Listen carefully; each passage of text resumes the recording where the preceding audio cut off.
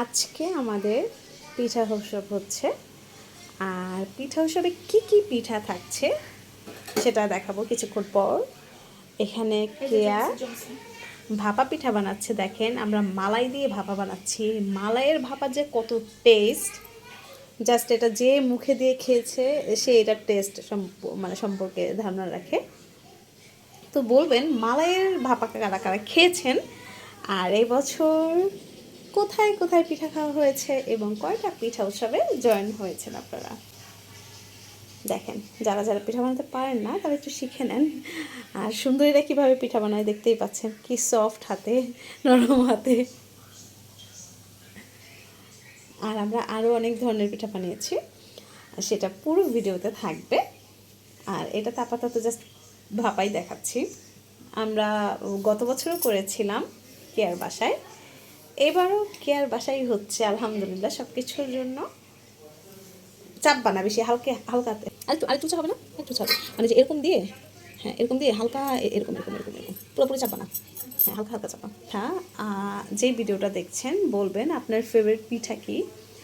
আমার ফেভারিট পিঠা হচ্ছে ভাপা, আর কেয়ার ফেভারিট পিঠা হচ্ছে এইটা। আপনাদের কি কি ফেভারিট পিঠা আছে সেটা কমেন্টসে বলবেন। আসসালামু আলাইকুম। তাহলে আসুন এবার দেখে আসি আমাদের পিঠাগুলো আমরা কিভাবে বানিয়েছি।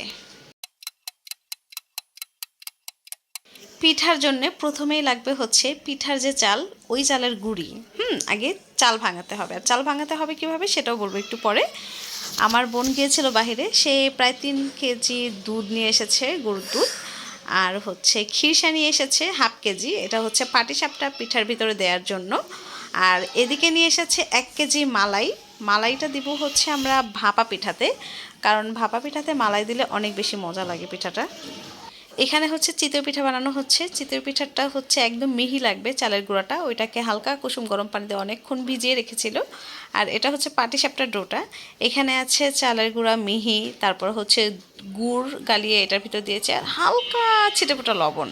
ব্যাস, জাস্ট আপনার ফ্রাই প্যানটাকে একটু গরম করেই এটাকে সুন্দর করে দিয়ে আমার শাশুড়ি হালকা আলতো হাতে রুটির মতো করে দিচ্ছে। অ্যান্ড দেন এটাতে হচ্ছে খিরসা দিয়ে দিয়েছে। তবে খিরসার ভিডিওটা আমি নিতেই পারিনি, আমি ভুলে গিয়েছিলাম। আর এদিকে চিতই পিঠা সব ভাজা হয়ে গিয়েছে। চিতই পিঠা হচ্ছে গুড়ের ভিতর দিয়ে দিচ্ছে, পরে জাস্ট দুধটা গরম করে এটার ভিতর ঢেলে দিবে। আর এটা কিন্তু জাস্ট খালি চুলার উপরে, চুলার আঁচ কিন্তু ছিল না।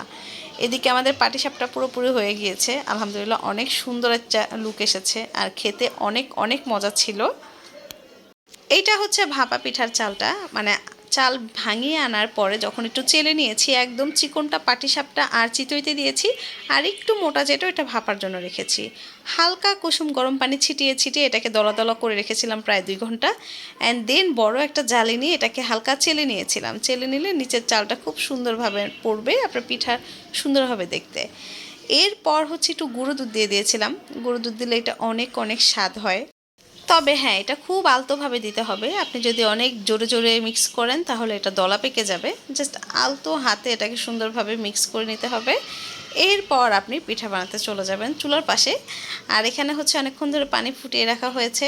এরপর আমার শাশুড়ি দেখিয়ে দিল আমাকে আর আমার বোনকে যে কিভাবে কিভাবে তোমরা ভাপা পিঠা দিবা চুলায়। অ্যাকচুয়ালি আমার শাশুড়ি হচ্ছে পিঠার একদম মানে সেরা, সে সব পিঠা বানাতে পারে আর অসম্ভব সুন্দরও হয়, খেতেও খুব স্বাদ হয়।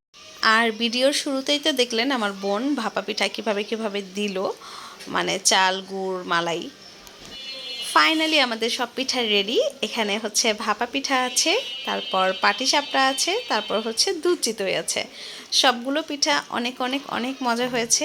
আসলে মিষ্টি জিনিস অনেকেরই পছন্দ না, তবে শীতের দিনে পিঠা না খেলেই নয়। শীতের দিনে পিঠা অবশ্যই খেতে হবে। অল্প খাই বা বেশি খাই, মানে একটা শান্তি লাগে, একটা ঐতিহ্য ধরে রাখা, এই আর কি। আর আমার মনে হয় না যে আমরা জীবনে পিঠা বানিয়ে খেতে পারবো।